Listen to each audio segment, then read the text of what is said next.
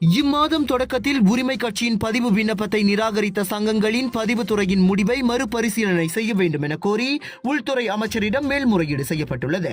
கடந்த வெள்ளிக்கிழமை அந்த மேல்முறையீடு ஒப்படைக்கப்பட்டதை உரிமை கட்சியின் அமைப்பு செயலாளர் சதீஷ் முனியாண்டி தெரிவித்தார். பதிவு நிராகரிக்கப்பட்ட எந்த ஒரு அமைப்பும் 30 நாட்களுக்குள் உள்துறை அமைச்சிடம் மேல்முறையீடு செய்யலாம். அதன் அடிப்படையிலேயே அவ்விவகாரத்தை நீதிமன்றத்திற்கு கொண்டு செல்வதற்கு முன் உள்துறை அமைச்சரிடம் மேல்முறையீடு செய்யப்பட்டுள்ளதாக சதீஷ் தெளிவுபடுத்தினார். கட்சிகளின் பதிவை மறுப்பது மக்களாட்சி உரிமை மீதான தாக்குதல் என எதிர்க்கட்சி தலைவராக இருந்தபோது அன்வார் கூறியுள்ளார்.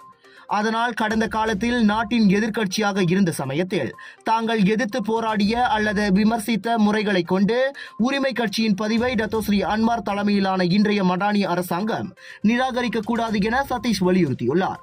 கட்சிகளின் பதிவு என்பது நாட்டின் அரசியலமைப்பு சட்டத்தின் 10வது பிரிவு உட்பிரிவு 1C கீழ் மக்களுக்கு வழங்கப்பட்டுள்ள உரிமையாகும். எனவே மடானி அரசாங்கம், குறிப்பாக உள்துறை அமைச்சர் டத்தோஸ்ரீ சைஃபுடின் நசுத்தியான் நாட்டின் அரசியலமைப்பு சட்டத்தை மதித்து உரிமை கட்சியின் பதிவை அங்கீகரிக்க வேண்டும் என தமது தரப்பு கேட்டுக்கொள்வதாக சதீஷ் கூறியுள்ளார்.